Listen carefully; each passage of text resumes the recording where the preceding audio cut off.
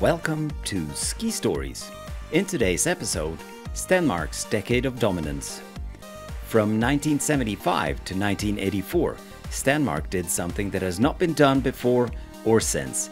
He won more races in that 10-year span than anyone else has done in their entire careers, except Lindsey Vonn, and who knows, maybe Schifrin as well by the time you're watching this.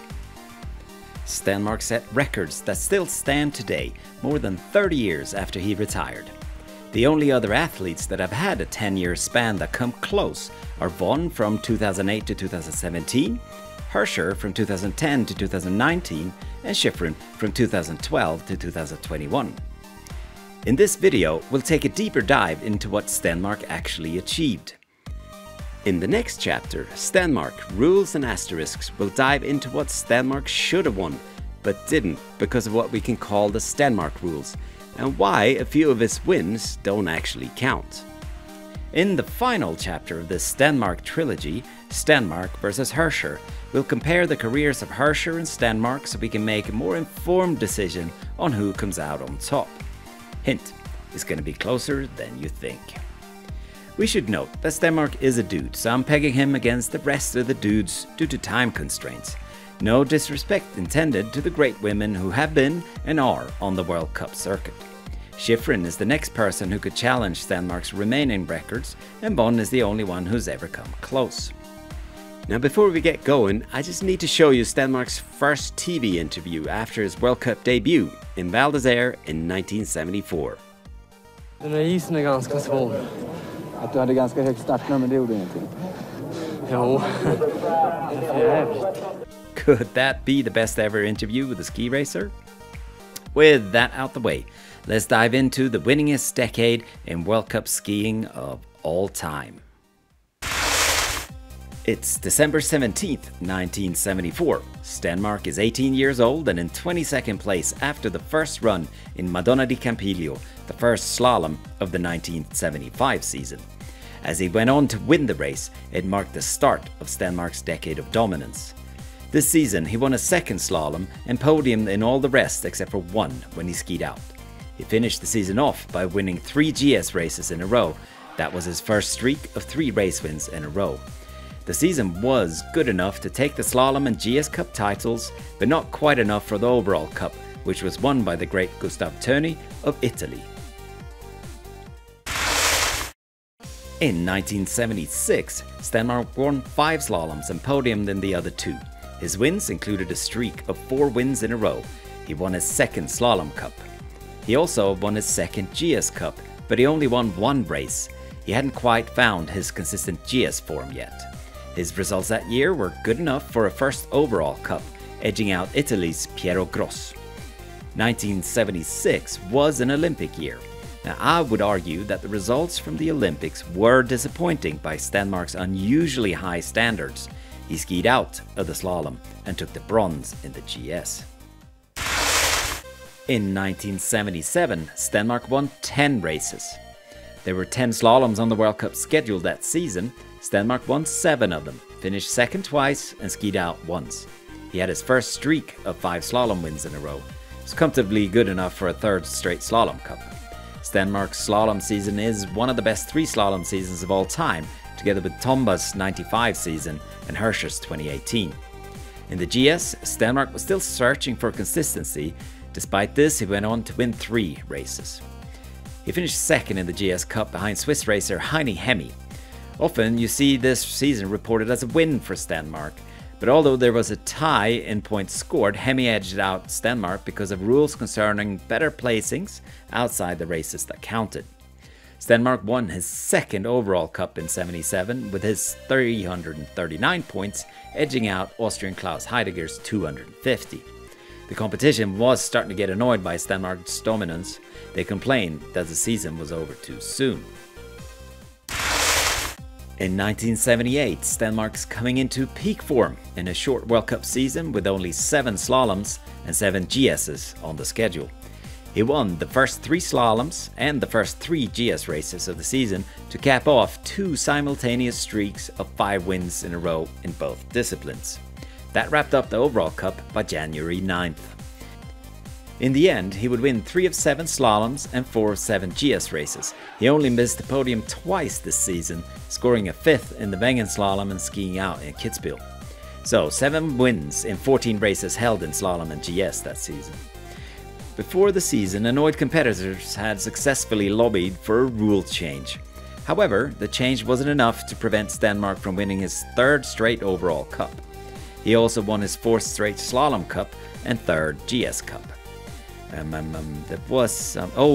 the slalom and GS gold at the World Championships in Garmisch-Partenkirchen. 1979. This is peak Stenmark. 79 was arguably his best season. He won 13 races, a record that stands to this day on the men's side, and a tie with Austrian greats Hermann Maier and Marcel Hirscher. He won 3 slaloms, only missed the podium twice, and skied out once. Now in the GS, Stenmark was the model of consistency. Or how about 10 GS races in a row? All 10 of the GS races held that season. His GS win streak is now at 11.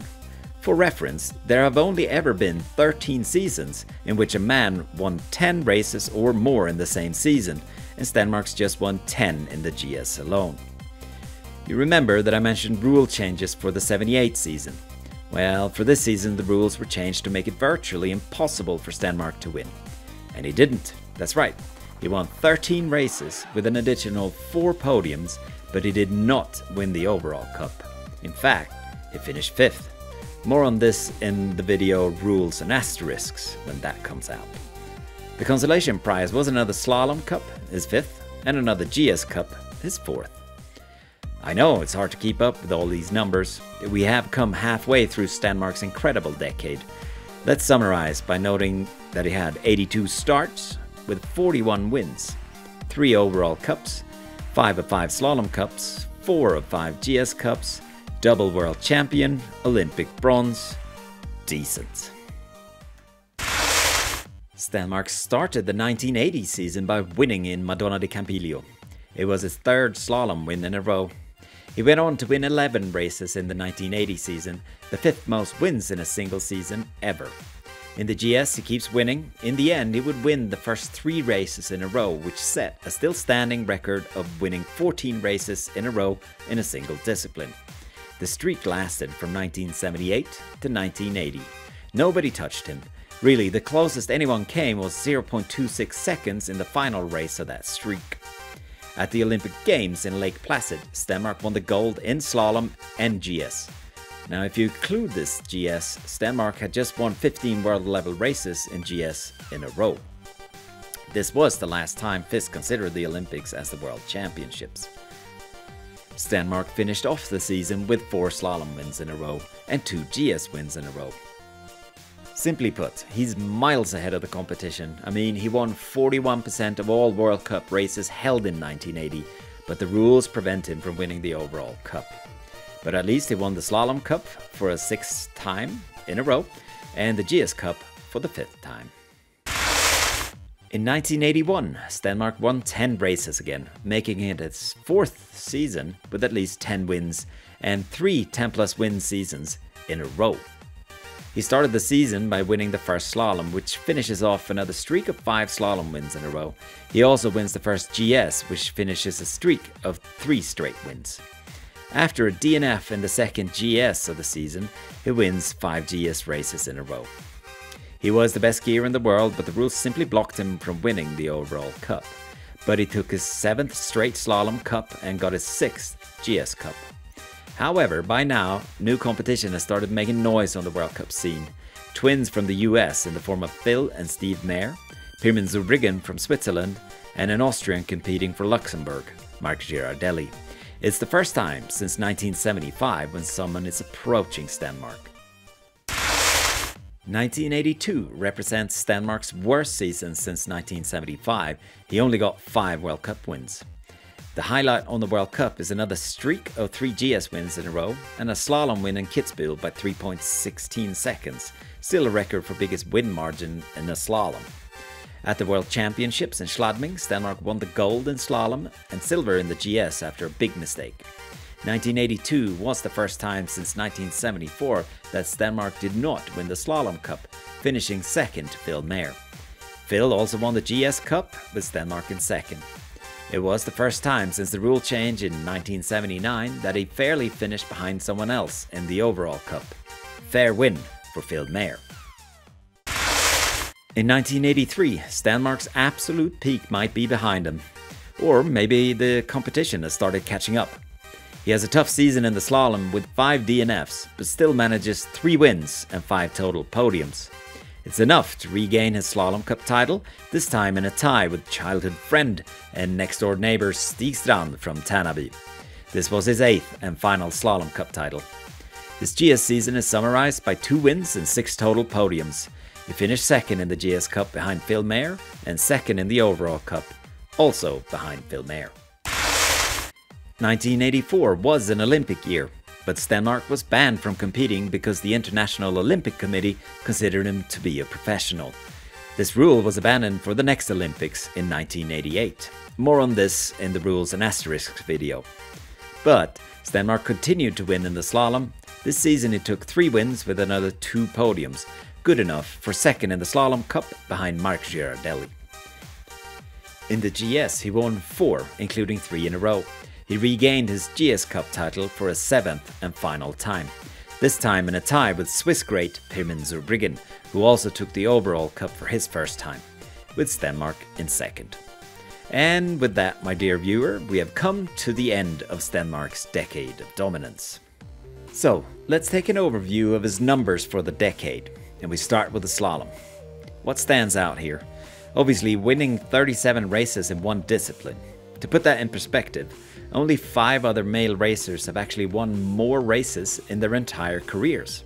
Hirscher, Mayer, Tomba, Girardelli and Zurbriggen. Winning 42% of all slaloms over the course of 1 decade, that's incredible. Another thing is that for the decade, he podiumed in 75% of all slalom races. Surely that must have been his best discipline. Actually no, or maybe he was really good in the GS too. Let's have a look. Look at that, he won half of all GS races for a whole decade. Again, he podiumed in 75% of all the races. Only 5 DNFs in 84 races. Most skiers would be happy to reach 1 podium in the World Cup in their career. It is an achievement, but in his decade of dominance, Stenmark skied out or finished outside the podium in 21 races, while he won 42. So twice as many wins as finishes outside the podium and DNFs combined. Incredible. When we look at the total numbers, and if you're that kind of person, you might see a slight difference in total numbers compared to what we just saw. The difference is made up of the few starts that Stenmark had in disciplines other than slalom and GS. So a few combined events, a parallel slalom, and a few Super Gs and 1 downhill. Even including those races, we can see that from 1975 to 1984, when Stenmark started a race, the likelihood that he would be on the podium was 73%, and the likelihood that he would win was 43%. Maybe we could illustrate just how good he was during this decade by noting that he remained competitive much longer.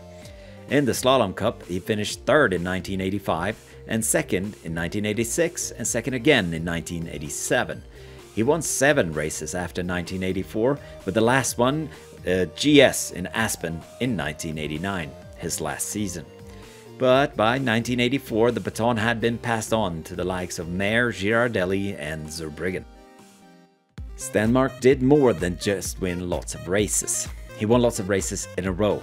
Now, to be fair, there have been other racers who have won lots of races in a row, but this is about Stenmark. We'll deal with the others in their own videos.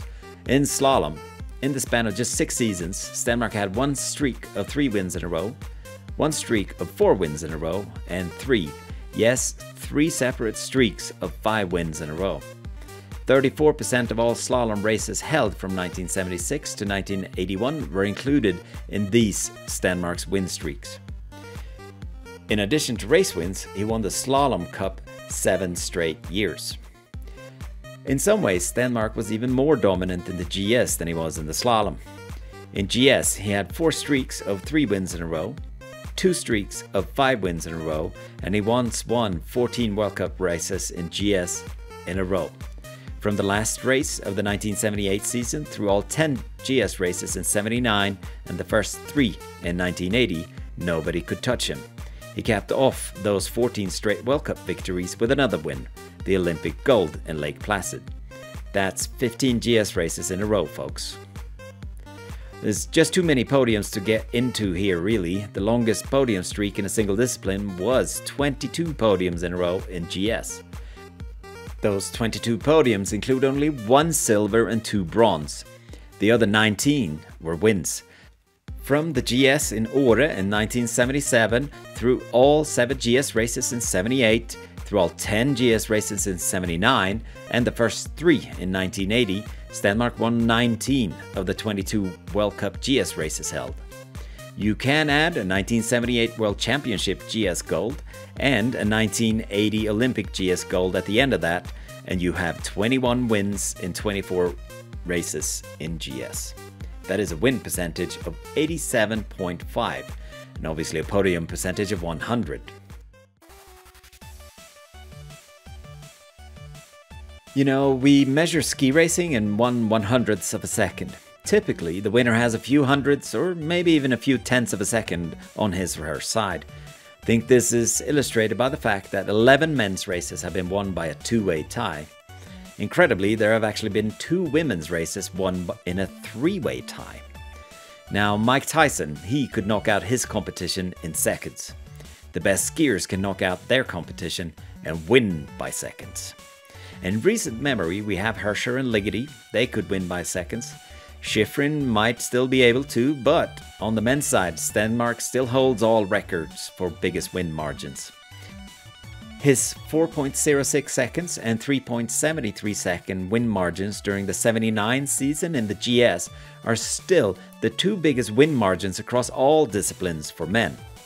When Stenmark won all 10 GS races in 1979, his win margins during the streak add up to 19.99 seconds, or an average win margin of 2.00 seconds.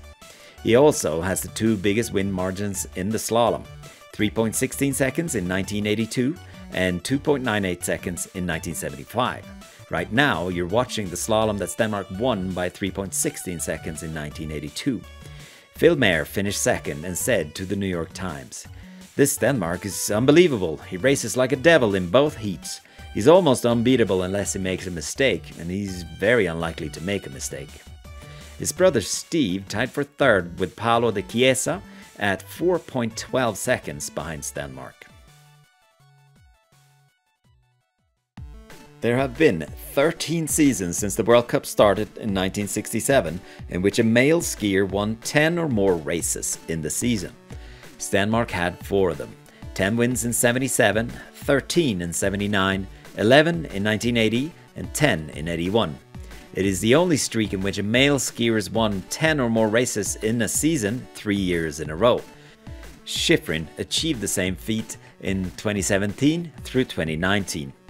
Stenmark is the only racer to win 10 races in a season and not win the overall World Cup. And that happened to Stenmark right in his peak 3 years in a row. We'll go into how on earth that could have happened in the next video. Today, we'll just put that out there and let you ponder. We'll talk more about parallel slaloms in the Rules and Asterisks video, but if we include Stenmark's win in the parallel slalom in 1979, he actually won 14 races in 79. In the last chapter of this series, we'll compare Stenmark's career with that of Hirscher's. Here, we're just going to tease you by noting that Stenmark had his 10+ win seasons in a different time.